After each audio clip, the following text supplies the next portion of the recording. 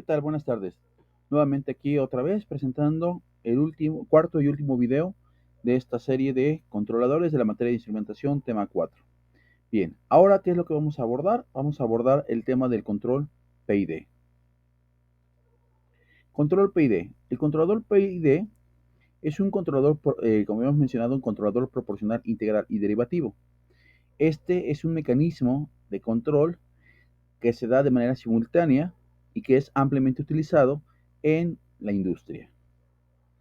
¿Cómo funciona el control PID? Bueno, pues este calcula la desviación o el error que existe entre el valor que se mide a la salida y el valor que se desea obtener a la salida.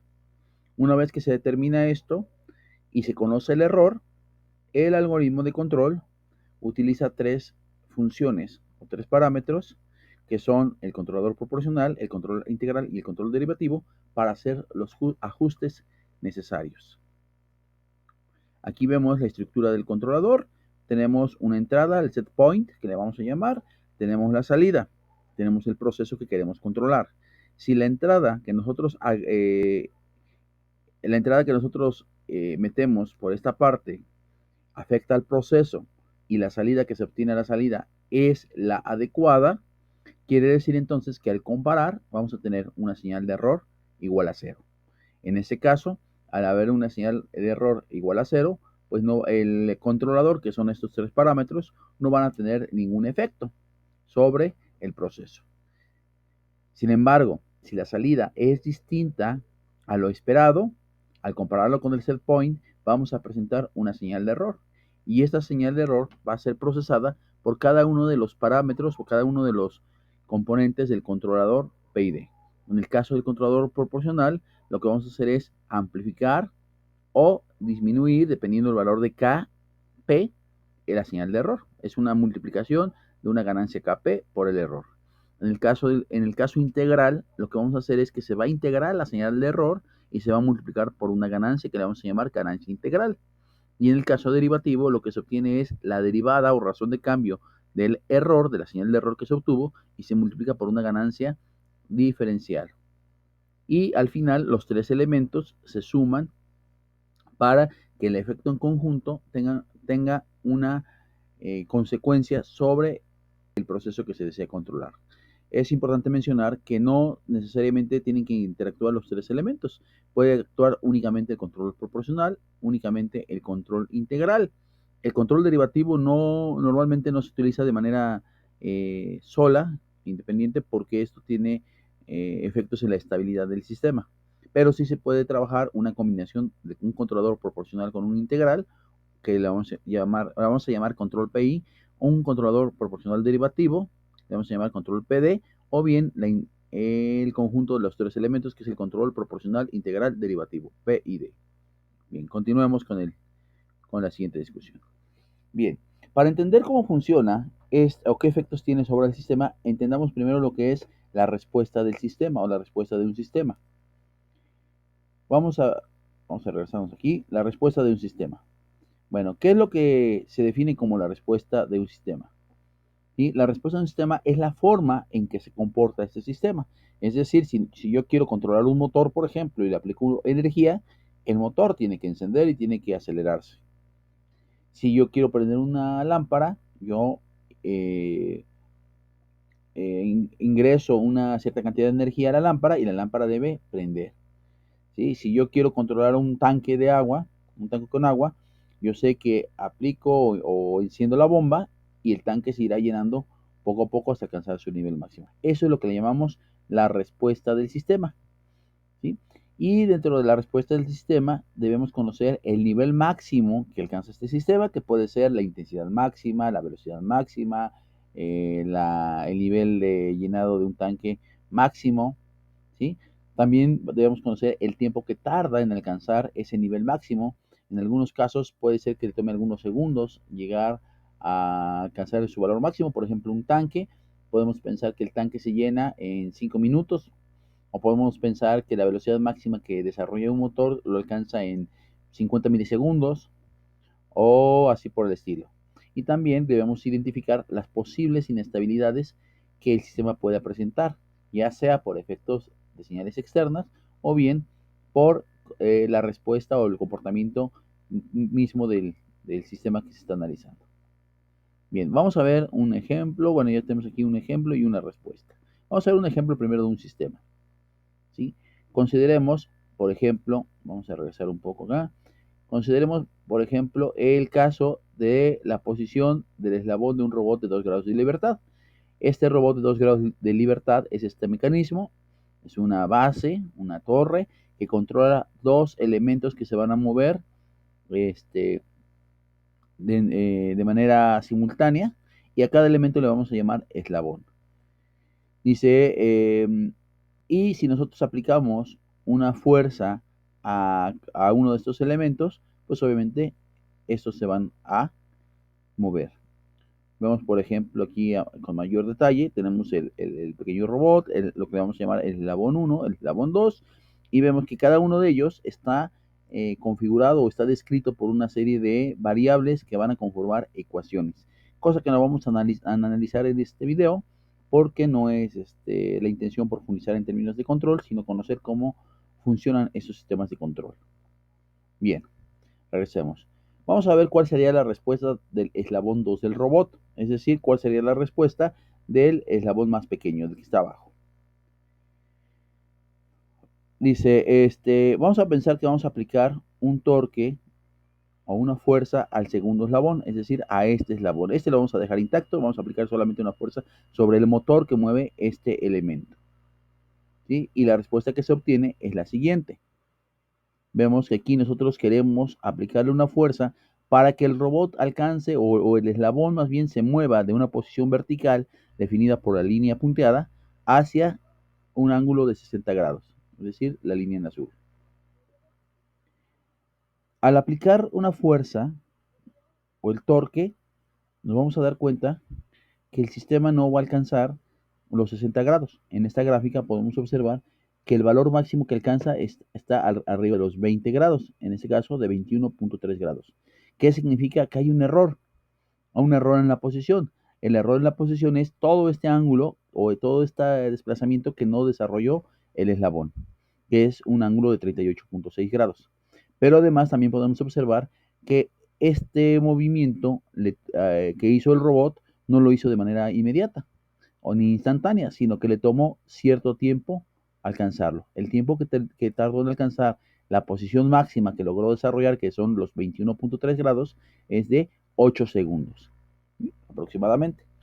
¿Qué quiere decir entonces? Que a este sistema o a esta respuesta necesitamos corregirla. Necesitamos lograr que cuando yo le aplique el voltaje a este motor, el robot efectivamente llegue hasta esta posición y lo haga de una manera rápida, de manera inmediata. ¿Cómo lo vamos a lograr? Pues con un control PID. Continuamos entonces con el análisis. Como ya había mencionado, como ya habíamos mencionado, regresamos acá, vamos a ver que existe un error, el error de que el robot no alcanzó la posición deseada. A ese error le vamos a llamar error en estado estacionario. Y precisamente como ya había mencionado, el sistema de control lo que trata es de compensar ese error para lograr que el robot alcance esa posición. Bien, vamos a empezar primero viendo qué efecto tiene el control proporcional sobre mi sistema. Me regreso y vemos cómo se define el control proporcional. Dice, el control proporcional ayuda a reducir el error en el estado estacionario, es decir, nos dábamos cuenta que había un error de aproximadamente 30 grados, o más de 30, 38 grados, si no mal recuerdo. Entonces, lo que va a hacer el control proporcional es tratar de reducir ese error, de hacerlo lo más pequeño posible, ¿sí? Y además, también permite hacer más rápida la respuesta del sistema. Ese control proporcional va a estar definido por una ganancia proporcional definida como Kp. Y esta señal, como ya hemos mencionado, va a actuar sobre el error del sistema. Sin embargo, hay que tener en cuenta lo siguiente, que si nosotros ponemos un valor muy grande en la ganancia proporcional del controlador, el sistema se va a ver desestabilizado. Veamos un ejemplo. Vamos a ver qué pasaría si yo aplico un control proporcional al robot de 2 grados de libertad. ¿Sí? Aquí lo tengo. Vamos a amplificar la gráfica, la señal que tengo acá. Vean, Yo agregué un controlador proporcional a este motor, este es un simulador, agregué un control proporcional y observamos algo interesante. La posición deseada sigue siendo 60 grados, pero ahora la posición alcanzada fue de 58.8 grados. Es decir, prácticamente ya alcanzamos la posición que se requería. Además, como podemos ver, el tiempo que se requirió para alcanzar el sistema fue de 0.1 segundos. Fue mucho más rápido. Sin embargo, sigue existiendo un error en la posición. Si pensamos que este robot es un robot para trabajar aspectos de precisión, pues no nos sirve de mucho el que exista este error. Que es lo que en este caso el control proporcional tuvo un valor de kp igual a 4. Entonces, quizás la intuición nos diría aumentar más el control proporcional. Vamos a ver qué es lo que ocurriría. Y podemos deducir o sintetizar que cuando aplicamos un control proporcional, se reduce el error de estado estacionario, pero no se elimina, por lo tanto el robot no llega a la posición deseada. Vamos a ver qué pasa si nosotros aumentamos el valor de la ganancia del control proporcional.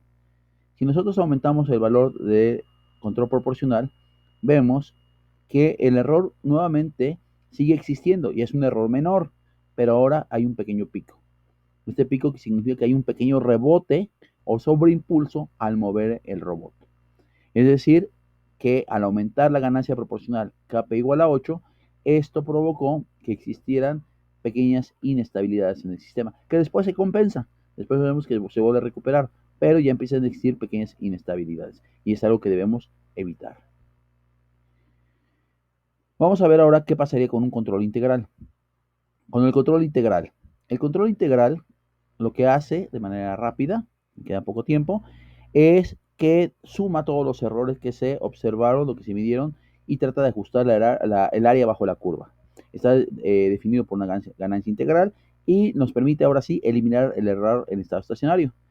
En el caso del controlador integral, un valor muy grande de la ganancia integral,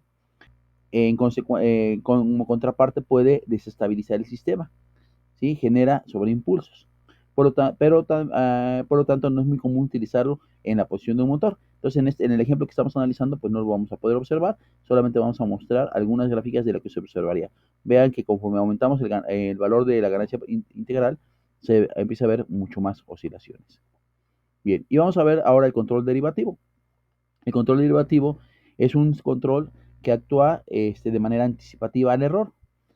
Se define una ganancia derivativa y, como habíamos mencionado, no se puede manejar de manera independiente. Tiene que estar acompañado por un controlador P o con un control I.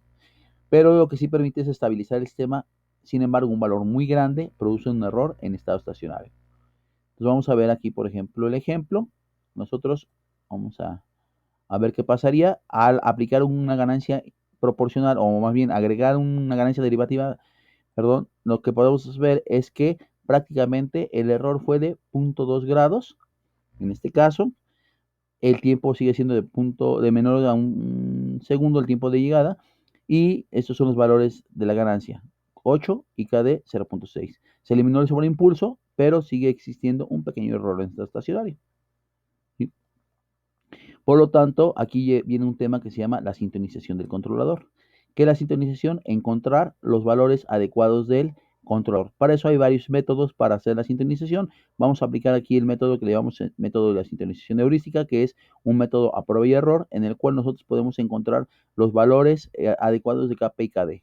Y podemos observar, por ejemplo, que si nosotros hacemos esa sintonización, logramos un error de 0, prácticamente llegamos al valor, pero encontramos un valor Kp igual a 11 y un valor KD igual a 9. Y se eliminó el error estacionario. Bien, de manera sintetizada, ustedes pueden ver ya en la presentación que aquí se presenta cómo actúa cada uno de los controladores. Ya por tiempo ya no voy a poder explicarlo, pero ustedes pueden ir viendo cómo afecta cada parámetro de la respuesta, cada una de las ganancias del controlador. Bien, para terminar, hay un video que pueden observar y pues de mi parte les agradezco su atención a esta presentación y les doy muchas gracias por poder visualizar este video. Hasta la próxima.